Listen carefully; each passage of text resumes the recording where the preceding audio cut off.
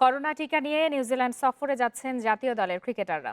প্রথম দিন টিকা নিয়েছেন ওয়ানডে অধিনায়ক তামিম ইকবাল, সৌম্য সরকার সহ 6 ক্রিকেটার। সাথে ছিলেন head coach Russell Domingo, Otis গিবসনরা। সব মিলে টিকা নিয়েছেন ক্রিকেটার, কোচিং স্টাফ ও ম্যানেজমেন্টের 23 জন। কিছুটা ভয়, কিছুটা সংকোচ। বিসিবি ডাকে শুরুতে সাড়া দেননি ক্রিকেটাররা, কিন্তু দেশব্যাপী টিকা কার্যক্রমে জোর লাগলে টিকা নিতে উদ্যোগী হন নিউজিল্যান্ড সফরের ক্রিকেটাররা। বিসিবির কাছ থেকেও ক্রিকেটার পেয়েছেন ভরসা।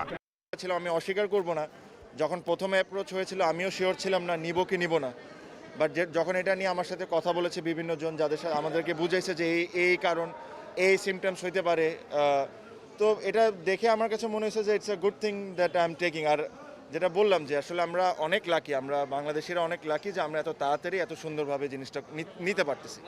বিশ্বব্যাপী করোনার বিরুদ্ধে লড়াই চলছে, সে যুদ্ধে জিততে চান সৌম্য, তাসকিন, নাসুমরা। নিউজিল্যান্ডের মতো বিরুদ্ধ কন্ডিশনে জয় ছাড়া ভিন্ন কিছু ভাবছেন না তারা।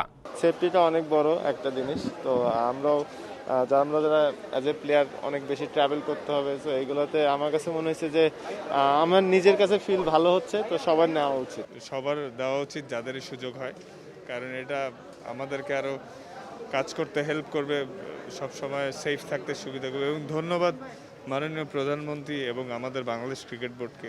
তেমন কিছু না, আমি বিশেষ করে একটু নার্ভাস ছিলাম আর কি, এখন তেমন কিছু একটা ফিল করতেছিলাম।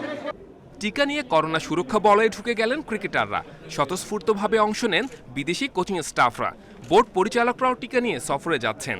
শনিবার দ্বিতীয় দফা টিকা নেবেন নিউজিল্যান্ডগামী বাকি ক্রিকেটার ও ম্যানেজমেন্টের সদস্যরা। Saiful Majumdar, independent news.